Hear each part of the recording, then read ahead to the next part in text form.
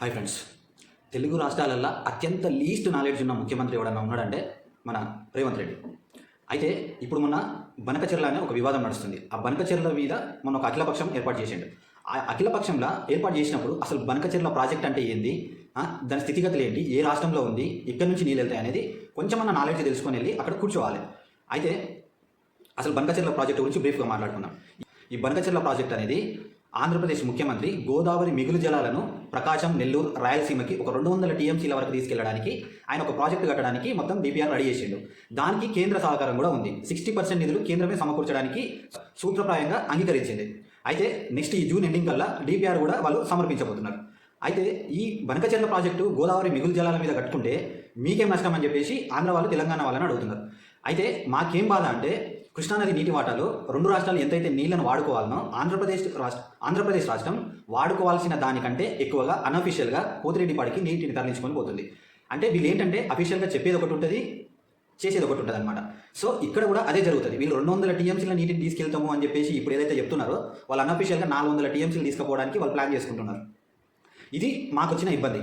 అయితే ఒకవేళ 200 టీఎంసీల నీటిని చంద్రబాబు తరలించుకొని పోతే ఆ 200 టీఎంసీలకు గాను కృష్ణానది వాటాలో మనం అదనంగా ఒక 60% వాడుకోవడానికి అవకాశం ఉంటుంది.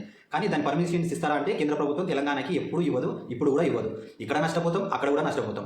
అయితే మొన్న అఖిలపక్ష సమావేశం ఏర్పాటు చేశారు కదా, మన ముఖ్యమంత్రి కాళేశ్వరం ప్రాజెక్టు తమ్మిడియేటి దగ్గర కడితే గ్రావిటీ ద్వారా నీళ్ళు వస్తుండే అని చెప్పేసి మాట్లాడుతున్నాడు. అసలు గ్రావిటీ అంటే ఏంటి? వాటంతకు అవే పైనుంచి కిందికి వారడం. అసలు గోదావరి నది ఉన్నదే తెలంగాణకి సముద్ర మట్టానికి 600 మీటర్ల ఎత్తులో ఉన్నది.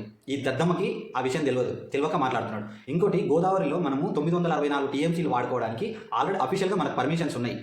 అవి కూడా మీరు మాకు 1000 టీఎంసీలు వదిలేసి మిగతా మీరు పట్టుకోండి అని చెప్పేసి ఈయన మాట్లాడుతున్నాడు. ఇంకోటి, నల్లమల్ల ముద్దుబిడ్డ అని చెప్పుకునే ఈయన నల్లమల్ల ఫారెస్ట్ ఏ రాష్ట్రంలో ఉంది కూడా ఈయనకు ఐడియా లేదు. నల్లమల్ల ఫారెస్ట్ ఎన్ని జిల్లాలలో విస్తరించి ఉంది, మన తెలంగాణకి ఏ జిల్లాకి అటాచ్మెంట్ ఉంది, ఆంధ్రాలో ఎన్ని జిల్లాలలో ఉంది అనేది ఈయనకు తెలియదు. నెక్స్ట్ వచ్చేసి దేవాదుల గోదావరి బేసిన్లోనే ఉందా అని అడుగుతాడు. దేవాదుల ప్రాజెక్టు కాంగ్రెస్ ప్రభుత్వం వైఎస్ రాజశేఖర రెడ్డి ఉన్నప్పుడు స్టార్ట్ చేసింది. అది ఒక బీజేపీ ఎంపీ మన గుండురావు ఉన్నాడు కదా, ఆయన బంకచెర్లని జంగచెర్ల అని మాట్లాడుతున్నాడు. అంటే వీళ్ళకి అసలు నాలెడ్జే లేదు. ఏంటంటే ఇవి దీర్ఘకాలిక ప్రయోజనాలు చేకూర్చే ప్రాజెక్టులు కాబట్టి ఇప్పుడు కనుక కరెక్ట్ నిర్ణయం తీసుకోకపోతే చాలా నష్టపోతాం. ఈ అసమర్థ పాలకులు ఉన్నప్పుడు ఇట్లాంటివి జరుగుతాయి. ఆలోచించాలి. నాలెడ్జ్ లేనప్పుడు అన్ని మూసుకొని కూర్చోవాలి.